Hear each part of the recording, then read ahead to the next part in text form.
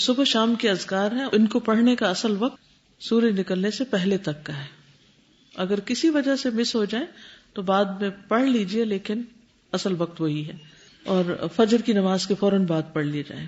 سیدنا انس سے روایت ہے کہ رسول اللہ صلی اللہ علیہ وسلم نے فرمایا، جس نے فجر کی نماز با جماعت ادا کی، پھر سورج طلوع ہونے تک بیٹھا اللہ کو یاد کرتا رہا، پھر 2 رکعت نماز ادا کی یعنی اشراق، تو اسے مکمل ایک حج اور ایک عمرے کا ثواب ملے گا.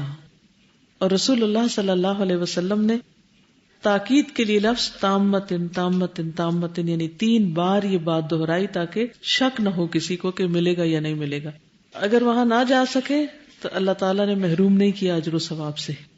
آپ روز کمائیں ثواب. نیکی کمانے کا کتنا اچھا طریقہ. اگر ہر روز عمرہ نہیں کر سکتے تو ہفتے میں 1 دفعہ تو کر لیجئے، ٹھیک ہے نا، انشاءاللہ.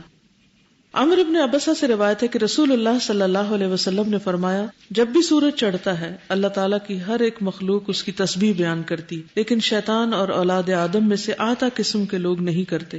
میں نے سوال کیا آتا قسم کے لوگ سے مراد کون ہے؟ آپ نے فرمایا بدترین انسان، یا فرمایا اللہ کے مخلوق میں سے بدترین کو آتا کہتے ہیں، یعنی جو سورج نکلنے کے وقت میں اللہ کی تسبیح نہیں بیان کرتے، ذکر نہیں کرتے، خواہ وہ سو رہے ہوں، خواہ وہ باتیں کر رہے ہوں، خواہ وہ ادھر ادھر کے ہنگاموں میں مصروف ہوں، وجہ کوئی بھی ہو، یا ویسے ہی غفلت میں نہ کریں. کیونکہ بعضوں کا دیکھا گیا کہ اگر 4 لوگ بھی کہیں اکٹھے ہیں تو وہ صبح صبح دنیا بھر کی باتیں شروع کر دیتے اور گھروں میں ایک ہنگامہ سا برپا ہوا تھا.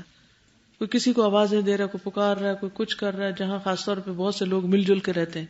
تو ان اوقات میں اپنے گھر والوں کو، بچوں کو بھی ایک ادب اور تمیز سکھائیے کہ یہ وقت سوشلائزنگ کا نہیں ہے، یہ اللہ کے ذکر کا ہے، اور اس میں بلند آواز سے بولنا اور چیخنا چلانا اور اللہ کے ذکر کو بھول جانا یہ پسندیدہ نہیں.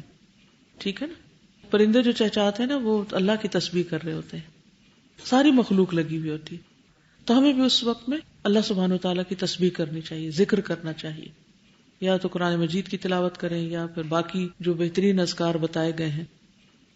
سیدنا انس بن مالک سے روایت ہے کہ رسول اللہ صلی اللہ علیہ وسلم نے فرمایا، مجھے ایسے لوگوں کے ساتھ بیٹھنا سیدنا اسماعیل علیہ السلام کی اولاد میں سے 4 غلاموں کو آزاد کرنے سے زیادہ پسند ہے، جو نماز فجر سے طلوع آفتاب تک اللہ کا ذکر کرتے ہیں. ایسے لوگوں کے بیچ میں زیادہ پسند. اس کا یہ مطلب نہیں کہ صبح کے وقت ان لوگوں کے پاس جا کے بیٹھنا ہے، یہ بھی اگر ممکن ہو، جیسے جو لوگ مسجد جاتے ہیں تو وہ بیٹھ سکتے ہیں اکٹھے، یا یہ کہ ایسے لوگ جو ان اوقات میں ذکر کی پابندی کرتے ہیں وہ صالحین میں شمار ہوتے ہیں. تو یہ جو ہر وقت بات ہوتی ہے نا صالح لوگوں کی صحبت اختیار کرنی چاہیے، تو صالح کے سوا یہ پابندی کوئی نہیں کر سکتا کہ اس وقت میں بیٹھ کے اللہ کا ذکر کرے، اللہ کو یاد کرے یا کوئی اچھا کام کرے. آپ نے فرمایا کہ مجھے ایسے لوگوں کے ساتھ بیٹھنا زیادہ پسند ہے بنسبت اس کے کہ سیدنا اسماعیل علیہ السلام کی اولاد میں سے 4 غلاموں کو آزاد کیا جائے. یہ بھی اتنی بڑی نیکی. تو صرف یہ کمپنی اختیار کرنا، کیونکہ ایسے لوگوں کی جب کمپنی اختیار کی جائے گی تو کیا ہوگا، وہ دوسروں کو بھی اس کام پر لگا دیں گے. کون ہے وہ لوگ جو نماز فجر سے طلوع آفتاب تک اللہ کا ذکر کرتے ہیں؟ فرمایا مجھے ایسے لوگوں کے ساتھ بیٹھنا 4 غلام آزاد کرنے سے زیادہ پسند ہے جو نماز عصر سے غروب آفتاب تک اللہ کا ذکر کرے، یعنی اس وقت ان کے ذکر میں اور کثرت ہو جائے، کیونکہ دن بھر کام وغیرہ کرتے رہتے ہیں تو شام میں پھر انرجی لو ہونے لگتی، تو کہ بہت ایکٹیولی آپ دوسرے کام نہیں کر سکتے، تو پھر انسان کو ذکر میں ایک خاص قسم کا سکون بھی ملتا ہے، ایک تسلی ہوتی. تو کس قدر فضیلت ہے ذکر کی. کیا کر سکتے ہیں آپ اس وقت اپنے آپ کو اس چیز کا پابند بنانے کے لیے، اگر باقی گھر والے نہیں ہیں پابند؟ کیونکہ ابھی جو کچھ 6 دن سے پڑھ رہے ہیں ہم، یہ اب ویکنڈ پہ جا کے پتہ چل جائے گا کہ کیا ہوتا ہے، کتنی پابندی ہوتی ہے ان سارے اذکار کی. یہ کچھ لوگ جب ان کو ایک خاص ٹائم ٹیبل کا پابند کیا جاتا ہے تو اس وقت تو وہ کر لیتے ہیں، لیکن جو ہی اس سے چھوٹتے ہیں تو سب بھول جاتے ہیں. تو گھر جاتے وقت اپنے ویکنڈ کے لیے بھی ایک ٹائم ٹیبل بنائیے، کیونکہ اللہ سبحانہ وتعالیٰ کو وہ عمل زیادہ پسند ہے جس میں آپ کنسسٹنٹ ہو، جو تسلسل کے ساتھ ہو، دوام کے ساتھ ہو، چاہے وہ تھوڑا ہی کیوں نہ ہو. ٹھیک ہے. اب یہ مجبوری ہو سکتی ہے گھر والوں کی کہ بچے چھوٹے ہیں، وہ رو رہے ہیں، تو اب آپ مسلح پہ تو نہیں بیٹھ سکتے، یا آپ کے ہسبینڈ کو ڈیوٹی پر جانا ہے تو آپ کو ناشتہ بنانا ہے یا لگانا ہے یا کوئی بھی ایسا کام کرنا ہے، تو آپ کو جلدی ہے نکلنے کی.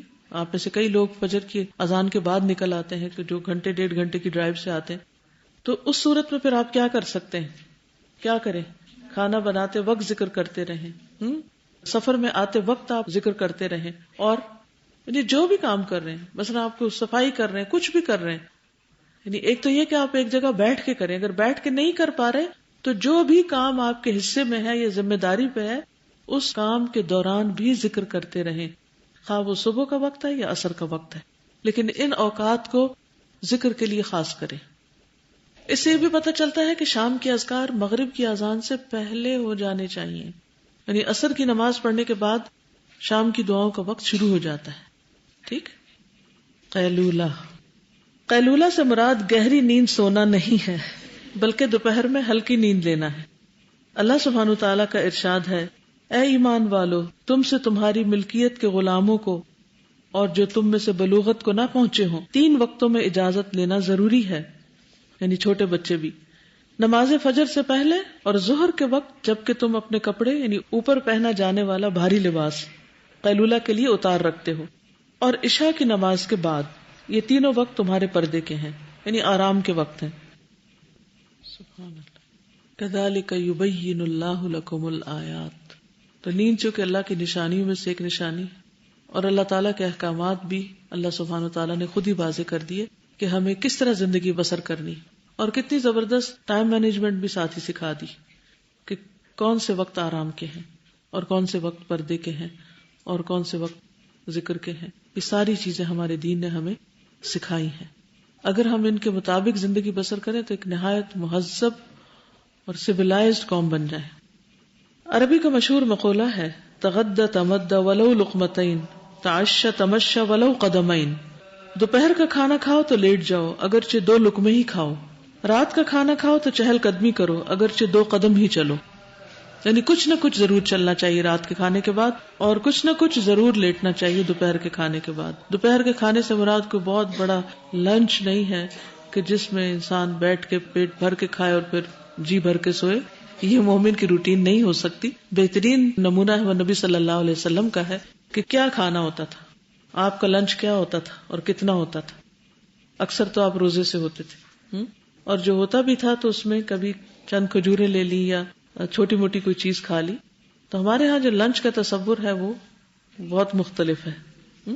تو اس میں کوئی بھی سنیک آپ لے سکتے ہیں، کوئی بھی چیز لے سکتے ہیں اور اس کے بعد تھوڑی دیر آرام کر سکتے ہیں۔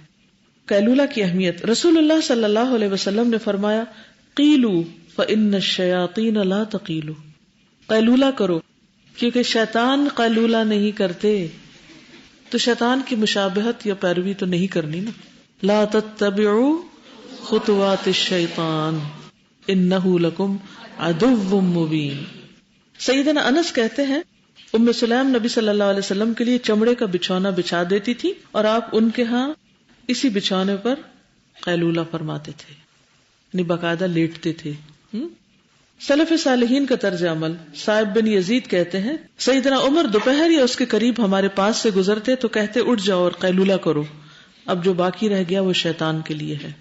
سیدنا عمر سے روایت ہے، عبداللہ بن مسعود کے دروازے پر کبھی کبھار قریش کے مرد بیٹھا کرتے تھے، جب سایہ ڈھل جاتا تو عمر رضی اللہ عنہ کہتے اٹھ جاؤ اور قیلولہ کرو، اب جو قیلولہ کرنے سے باقی رہ گیا ہے وہ شیطان کا حصہ ہے۔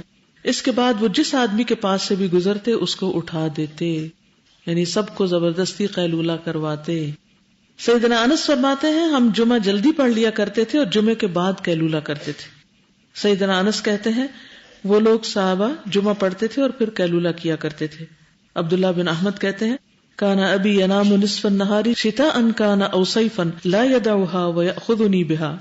عبداللہ بن احمد کہتے ہیں، میرے والد احمد بن حنبل نصف نہار کو سویا کرتے تھے، سردی ہو یا گرمی وہ کبھی اسے نہیں چھوڑتے تھے اور اس کے لیے مجھے بھی لے جاتے تھے، یعنی صرف خود نہیں اوروں کو بھی کروانا ہے۔ اور اہل جنت بھی قیلولہ کریں گے۔ اصحاب الجنت یومئذ خیر مستقرا واحسن مقیلا، اس دن جنت والے ٹھکانے کے اعتبار سے نہایت بہتر اور دوپہر کو آرام کرنے کے اعتبار سے کہیں اچھے ہوں گے، وہاں کا قیلولہ اور بھی مزے کا ہوگا۔